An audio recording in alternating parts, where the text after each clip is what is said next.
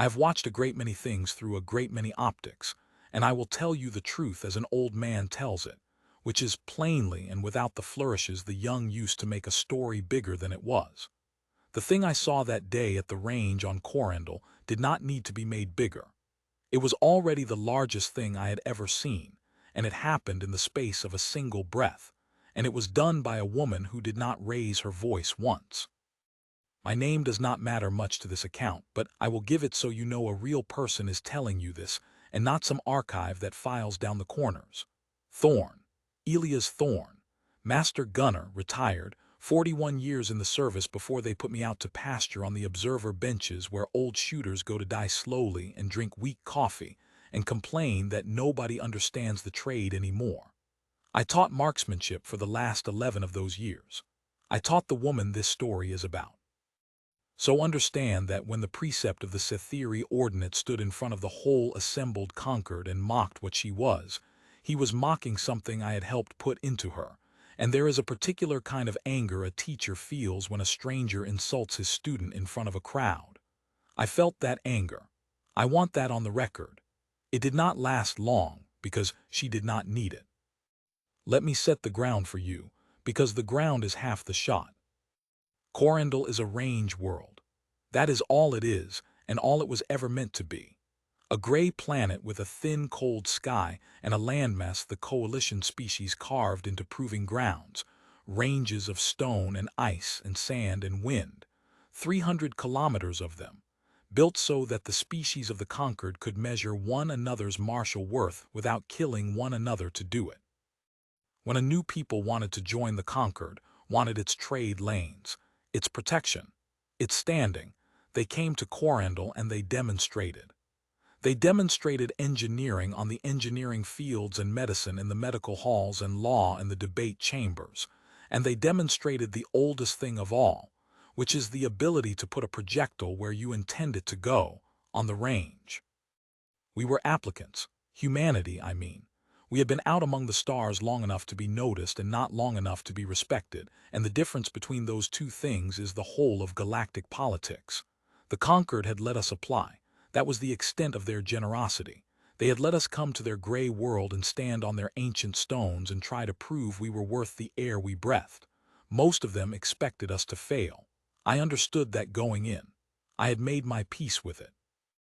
What I had not made my peace with, what no amount of years prepares you for, was the manner of the contempt. The Cytherea ran the range. They had run it for 900 years. Understand what that means. When a people run the thing that measures worth, they become the measure itself, and the Cytherea had become the measure of what a shooter was, and their answer was the conquered lattice. I have to explain the lattice to you, or none of the rest of it lands. The Cytherea did not aim. I mean that precisely. A Cytherea gunner did not look down a barrel and hold his breath and squeeze. A Cytherea gunner wore a crown, that is the closest word, a lattice of filaments grown into the skull at hatching, threaded down through the optic nerve and the motor cortex and out along the arms, and this lattice spoke to the weapon, and the weapon spoke to the range computer, and the range computer spoke to a constellation of sensors that measured everything. Everything. The mass of the projectile to 9 decimals, the temperature of the barrel, the density of the air along the whole flight path, sampled 1,000 times a second, the wind at every altitude, the rotation of the world beneath them, the gravitational pull of the 2 moons overhead, all of it folded together, and then the lattice moved the gunner's own arms for him, correcting his hold to a tolerance finer than a Cytherea could perceive, and when the shot broke it was not the gunner who fired. It was the lattice, using the gunner as a mount. The gunner was a tripod that happened to be alive. And by every measure the Cytherea had ever devised, this was perfect. It was, in fact, perfect. A lattice-guided shot did not miss. It could not miss, in the way a falling stone cannot decide to fall upward. The Cytherea had removed the shooter from the shooting and been rewarded with 1,000 years of never missing.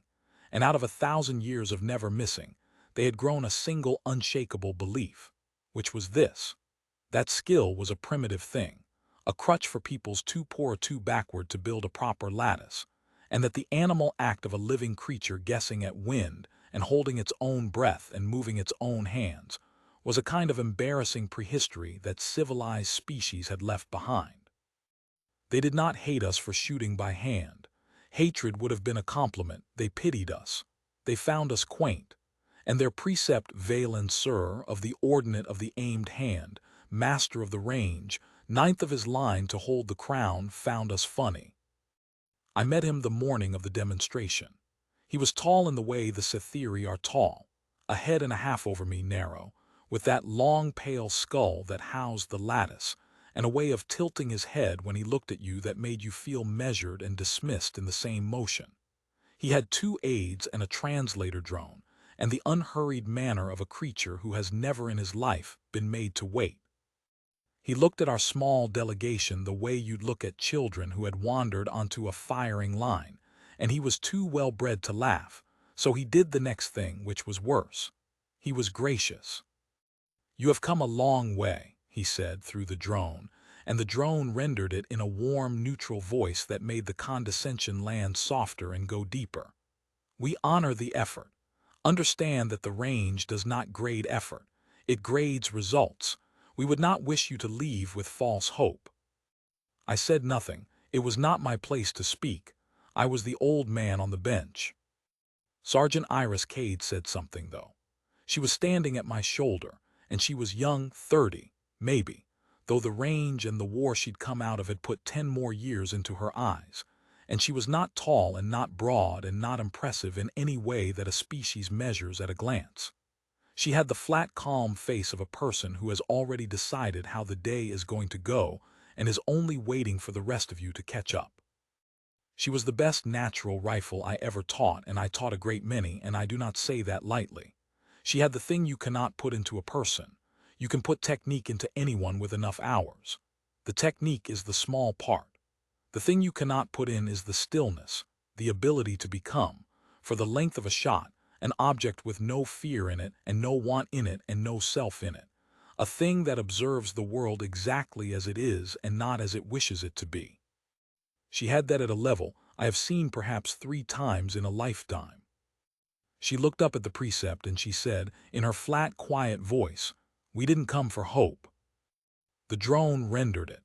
The precept tilted his head, and I saw for just a moment that he did not know what to do with her, because contempt runs on a fuel, and the fuel is the other creature's need for your approval, and she had none. She was not looking up at him with the anxious upturned face of an applicant. She was looking at him the way she looked at a target, flatly, completely, taking his measure and finding it finite. He recovered. Creatures like that always recover the first time. "Then you came to watch," he said, "which is the wiser use of a visit. Come, I will show you what shooting is."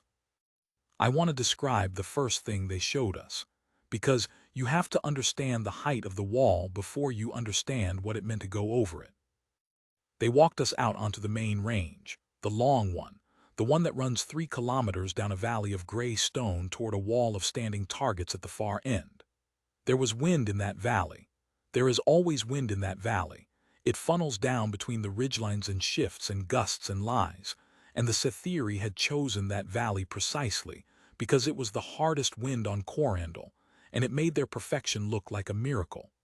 A Sethiri gunner took position. He wore the crown.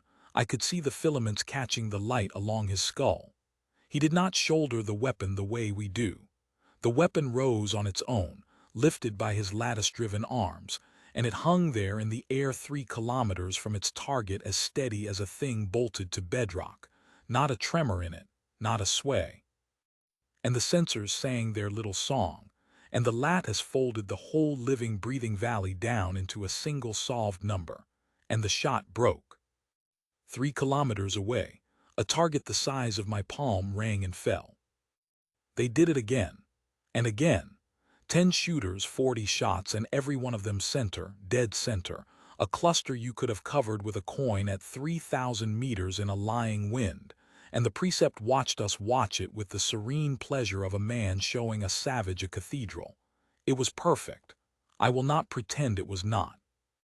It was the most perfect shooting I have ever seen, and it made everything I had spent my life teaching look like superstition, a witch doctor's dance next to a surgeon's hand. You see, the precept said, and he was kind about it, which was the cruelest thing he could have been. There is no wind we cannot read, no distance we cannot solve, no motion we cannot predict. The universe is a set of equations, and we have solved them. This is not skill. Skill is what a creature reaches for when it cannot build this. He gestured, a long, pale hand taking in the range, the crown, the 900 years. We do not begrudge you your skill. We simply ask you to understand that it is the tool of a people who have not yet arrived. When you have built your own lattice, and perhaps you will in a few centuries, you will look back on the days you shot by hand the way we look back on the days our ancestors threw stones, with affection and a little shame. And then he made the offer that he thought was mercy, and that was, in fact, the first mistake he made all day. You may withdraw your application without penalty, he said. Many young peoples do when they see the range. There is no dishonor in it. The dishonor is in insisting on a contest you cannot win and forcing us to watch you lose and calling it courage. He looked at our little delegation, at the 12 of us, and last of all at Iris Cade, who had not looked away from him once. You have seen what shooting is. Do you still wish to demonstrate? There was a silence. The wind moved in the valley. Far down at the target wall, a Cytherea drone was resetting the fallen plates with mechanical patience. Our delegation lead was a diplomat, a good man named Osai, and I saw him hesitate, and I understood the hesitation. He was doing the math a diplomat does. We could not outshoot that. Nothing that's shot by hand could outshoot that. To demonstrate now was to lose in front of the whole conquered, and a loss like that would follow us for a generation. The wise move, the diplomatic move, was to withdraw with dignity, to praise the Cytherea, to leave and come back in 50 years with better standing and a better case. I saw Osai's mouth open to do exactly that. And Iris Cade said, "I'll shoot." Osai turned to her, "Sergeant." "I'll shoot," she said again, not louder, not harder, just a fact stated a second time for the slow ones in the room. "That's what we came for." She was not looking at Osai, she was looking at the precept. "You said the range grades results, not effort, so grade a result. Give me a target." The precept tilted his head, and there, right there, I saw the second mistake, the fatal one, though I did not yet know it would be fatal. He was insulted. Not badly. A small insult, the kind a great creature suffers from a small one and lets pass. But it stung, and because it stung, he did not give her a fair target. He gave her an impossible one. He decided to be merciful in the other direction, to make her failure so total, so obviously beyond any living hand, that no one could say the Cytherea had been unkind. He would let her lose against a target that the universe itself said could not be hit, and then everyone would understand, once and finally, and he could go back to his 900 years. "Very well," said the precept of the aimed hand. "You wish a result. I will give you the result our own cadets are given to teach them humility." And he gestured to his aides, and the aides did something to the range, and out at the far end of the valley, not 3 kilometers now, but nearer, perhaps 1,100 meters, which for a hand shooter in that wind was already a serious distance. A machine rose up out of the stone. I have to describe the machine, because the machine is the whole point. It was a caster, a target caster, a heavy arm mounted on a swiveling base, and it did not hold a steel plate. It threw. It flung a small disc, a target the size of a saucer, up into the air on a randomized arc, a different arc every time, spun so the disc tumbled, and the wind in that valley took the tumbling disc and did with it whatever the wind wished. The disc rose and fell and drifted and jinked, a chaotic object in a chaotic medium, and there was this is the thing you must hold on to, there was no equation for it. That was the point of it. The Cytherea used it to teach their cadets humility precisely because the lattice could not solve it. The disk's flight was governed by turbulence, and turbulence is the one thing in the physical universe that does not submit to prediction. the one place where the equations the Sethiri had built their souls upon simply threw up their hands. A lattice-guided shot could not reliably hit that disk, because by the time the lattice computed the disk's position, the disk was somewhere the computation had not foreseen. Their own cadets, they told us, hit it perhaps one time in 40. It was not a test of shooting. It was a lesson in the limits of the solvable, a stone altar where young Sethiri were brought to learn that some things cannot be aimed at, only fired near, and that the universe keeps a little corner of chaos back from even the most perfect lattice. "One disk," said the precept. "One shot, you will not hit it. I say this not to wound you, but to spare you a worse wounding later. No creature hits the caster on one shot. Our finest gunner with the finest lattice requires 40 attempts to land a single strike because the disk cannot be solved. But you asked for a result." He inclined his long head, and the drone made his voice gentle. "Here is the truest result the range can give. Some things cannot be hit. Learn it now and go home wiser." I looked at Iris Cade. I had taught her 11 years. I knew every tell she had, every small motion that told me what was happening behind that flat face, and I will tell you what I saw because it is the heart of the whole thing. She was not afraid. She was not angry. She was, and I searched a long time afterward for the right word, and this is the closest I have come, she was interested. The precept had laid down the one target in the galaxy that the lattice could not solve, and he had done it to break her, and he did not understand that he had just handed her the only kind of target on which a hand could still beat a machine. He had removed the equation. And when you remove the equation, all that is left is the thing the Sethiri had spent 900 years forgetting how to do. All that is left is feel. She walked out to the firing line. She carried her own rifle.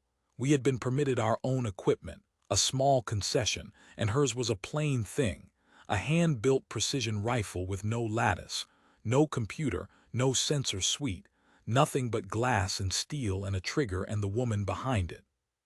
She set it down on the mat and she lay down behind it, and she did the small, unhurried rituals that a hand shooter does, the rituals the Sethiri had laughed at, the loading of one round, the setting of the elbow, the seating of the cheek against the stock, and she did none of it quickly and none of it slowly. She did it at the pace of a person who has done it 10,000 times and no longer has to think about any of it, so that all of her thinking is freed for the one thing that matters. I want to tell you what she was doing while she lay there, because to the precept it looked like nothing. To the precept it looked like a primitive creature fumbling with a stick. But I had taught her, and I knew, and I will translate it for you. She was reading the wind, not measuring it. The Sethiri measured it, sampled it 1,000 times a second with their sensors, and it did them no good against the disk because measurement gives you the wind that was, the wind of 1,000th of a second ago, and the disk lives in the wind that is. Iris Cade was not measuring the wind. She was feeling it, the way it moved the fine hairs on the back of her hand, the way it pressed cold against one cheek and not the other, the way the grass at the range edge leaned and recovered, the way a bird far up the valley banked and slid sideways on a gust before it corrected. She was reading 100 small living signs the way her ancestors read them on a plain 100,000 years ago when a missed shot meant a hungry night. And she was building in her mind not an equation but a picture, a moving, living, breathing sense of the valley as a single thing that had moods and intentions, and she was learning its mood. And she was reading the caster. She watched it throw. She had asked before she lay down for it to throw 3 discs without her firing, just to watch, and the precept had granted it with the indulgence of a man giving a condemned prisoner a last small wish. So the caster threw 3, and 3 little discs went up and tumbled and drifted and fell, and to the precept this was 3 demonstrations of the unsolvable. But Iris Cade was not trying to solve it. She was doing what a hunter does, what no computer has ever learned to do, which is to find the habit inside the chaos. Because nothing living or built is truly random. The caster had a mechanism, and the mechanism had a soul the way all mechanisms do. A set of small preferences worn into it by 10,000 throws, a fractional hitch in the swivel, a hair more force on the up arc than the specification called for, a tendency, ever so slight, to release the disc a few milliseconds late so that it climbed a touch higher than intended before the wind took it. The Sethiri, who trusted the sensors, never felt the machine's soul because they never had to. She felt it in 3 throws. I watched her feel it. I watched her face change by the smallest possible amount, the change I'd spent 11 years learning to see, the little settling that meant there, I have you, I know what you are now. She was not going to hit the disc where it would be by calculation. She was going to hit it where it wanted to be by habit, in the one small window where the machine's soul and the valley's mood would put it, for a fraction of a second, in a place she could already see before it got there. The precept, watching, said something to his aides in his own tongue that the drone did not translate, and I did not need it translated, because I have seen that expression on the face of every kind of creature that has ever been about to be humbled. It was the expression of a man enjoying, in advance, a lesson he is about to teach, not knowing the lesson is about to be taught to him. "When you are ready, applicant," he said. She did not answer. Answering costs breath, and breath was already spent on the shot. She lay still. The wind moved. Down the valley the 2 moons pulled their invisible tides through the air, and the cold sky held its thin light, and 1,100 meters away the caster sat waiting with its worn soul. And Iris Cade became, as she always became in the last moments, an object with no fear in it and no want in it and no self in it. I have tried many times to explain to people who do not shoot what those last seconds are. The Sethiri thought that space was empty, that the pause before a hand shot was just a primitive creature working up its nerve. It is the opposite of empty. It is the fullest a human being ever is. Everything that is not the shot falls away. The precept falls away. The conquered falls away. The whole weight of a species standing, which rested in that moment on this one woman lying on a mat on a gray world, that falls away too, because to carry it into the shot would be to lose the shot, and she knew it, and she set it down. What is left is not less than a person. It is more. It is a person reduced to their single finest capacity, everything extraneous burned off, the whole animal focused down to a point of pure attention, and in that state a good shooter is not guessing and not hopping and not calculating. A good shooter, in that state, simply knows. The way you know the floor is there when you step, and the knowing does not come from the front of the mind where the equations live. It comes from somewhere older and deeper and truer, the place 100,000 years of hunters put it, and no lattice has ever been built that can reach that place, because the Sethiri stopped going there 900 years ago and forgot the road. She said one word. I have never been sure whether she said it aloud or whether I only saw her lips shape it, but I know what it was because it was the word I taught her to say, the word that is not a prayer and not a command but simply the last permission a shooter gives herself. Send. And the caster threw. The disc went up. It climbed a little higher than the specification, just as she'd read, the machine's small honest lie, and at the top of its climb the valley's wind, the lying wind, the wind the Sethiri had chosen because it could not be solved, took the disc and pushed it sideways in a gust. And this was the moment the lattice would have failed, the moment where the measured wind of 1,000th of a second ago was already wrong and the disc was already somewhere the computation had not been. This was the corner of chaos the universe keeps back from even the most perfect machine. And it was the exact place Iris Cade had already put her shot. I did not see the trigger break. It is too fast to see. I heard it, the flat hard crack of a hand rifle, one round, unassisted, no lattice, no sensor, no computer, one living woman's finger on one steel trigger. And I saw the disc at the top of its wind-pushed climb 1,100 meters away, in the one fractional window where the machine's habit and the valley's mood had agreed to put it, come apart in the air. Not clipped, not grazed, struck dead center and gone, a saucer of ceramic turned to a small gray cloud, in a wind that could not be solved, at a distance that punished the smallest error, on the first and only shot, at a target the Sethiri brought their cadets to precisely, so that those cadets would learn there are things no shooter can hit. The valley was very quiet. Even the wind seemed for a moment to have stopped to look. I have been in the presence of a great many silences.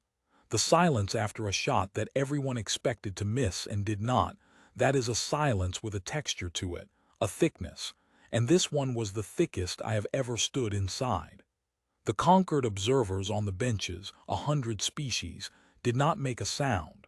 The Sethiri aides did not make a sound.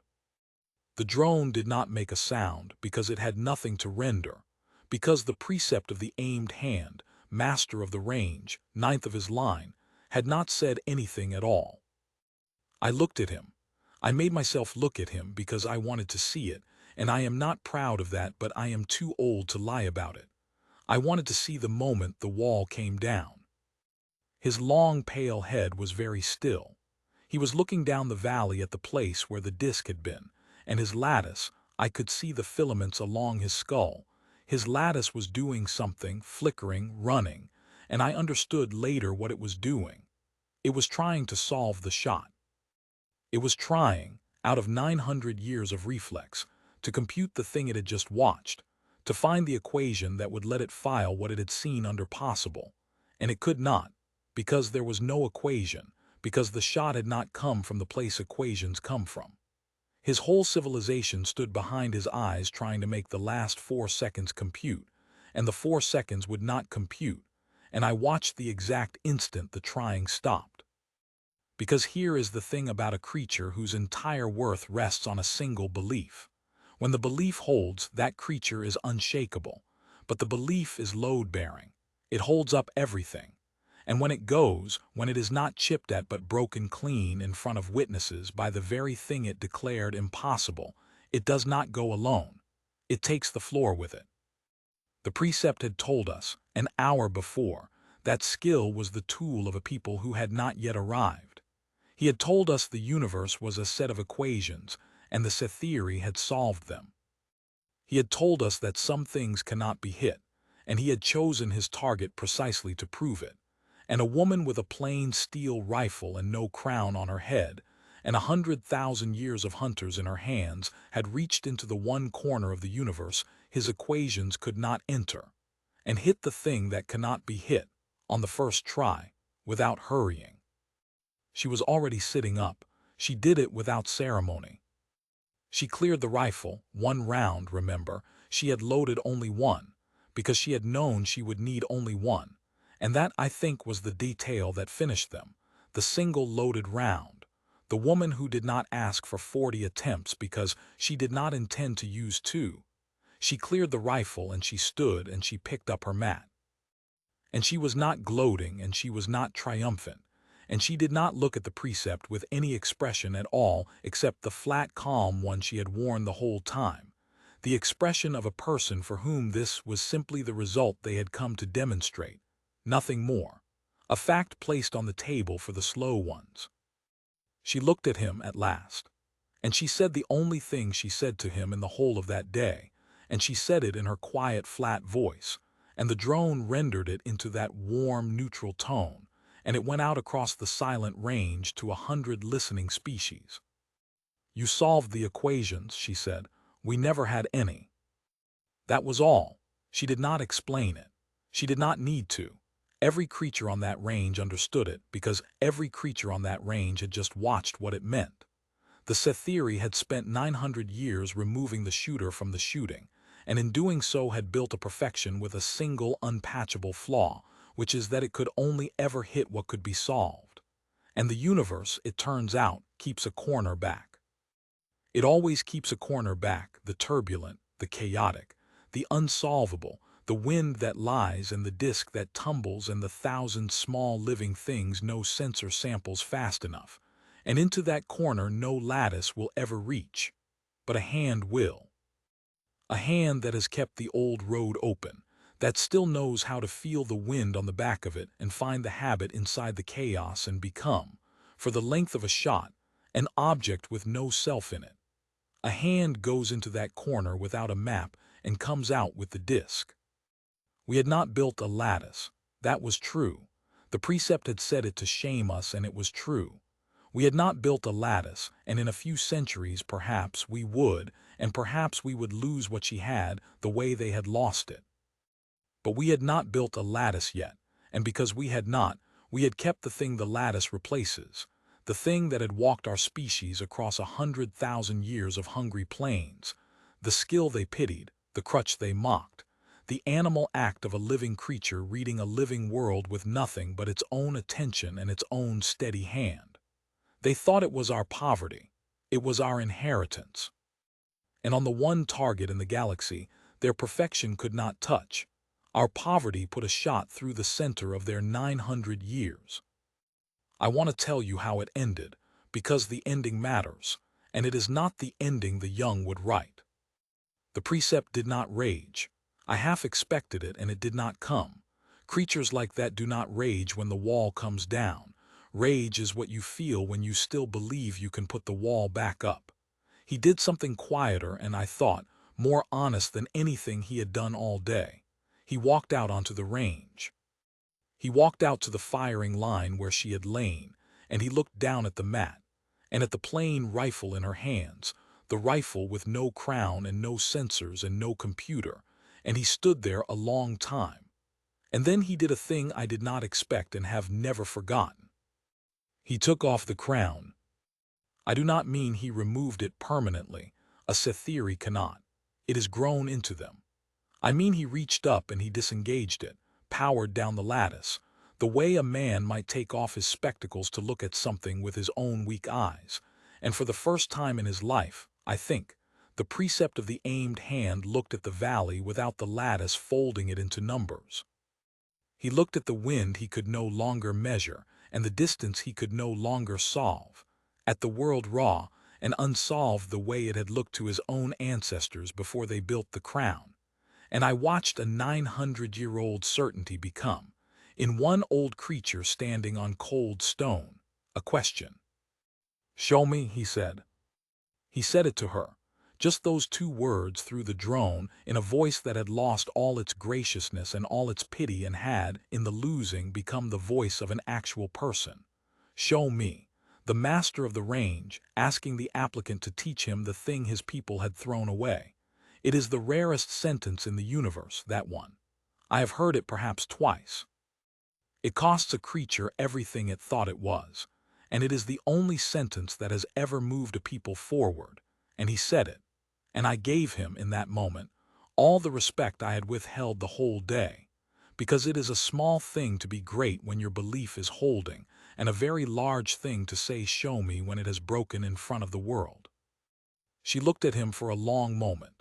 And then Sergeant Iris Cade, who did not gloat and did not lecture and had no need to make the day any bigger than it was, nodded once and knelt back down on the mat, and made a small space beside her, and began, in her quiet flat voice, to teach a Sethiri how to feel the wind. That is what I saw on Corindel. That is the whole of it told plainly, the way an old man tells a thing. We were admitted to the conquered, of course. But that is the smallest part of it, and I have almost nothing to say about it. The admission was a formality by then. The thing that mattered had already happened out on the gray stone, in front of 100 species, in the space of a single breath. What mattered was that a people who had decided 1,000 years ago that the universe could be solved met, on the one target that cannot be solved. A people who had never stopped knowing how to shoot at the unsolvable. And in that meeting the whole galaxy's measure of what a shooter was, what worth was, what arriving was, had to be built again from the ground up. I taught her. I will say it one more time because I have earned the right to be proud of it, and a man my age has few enough things left to be proud of. I taught her the technique. The technique is the small part. The stillness, the thing you cannot put into a person, the ability to set down the whole weight of a species and become, for the length of a shot, a thing with no self in it, that was hers, and it came from somewhere I could not reach and could only recognize.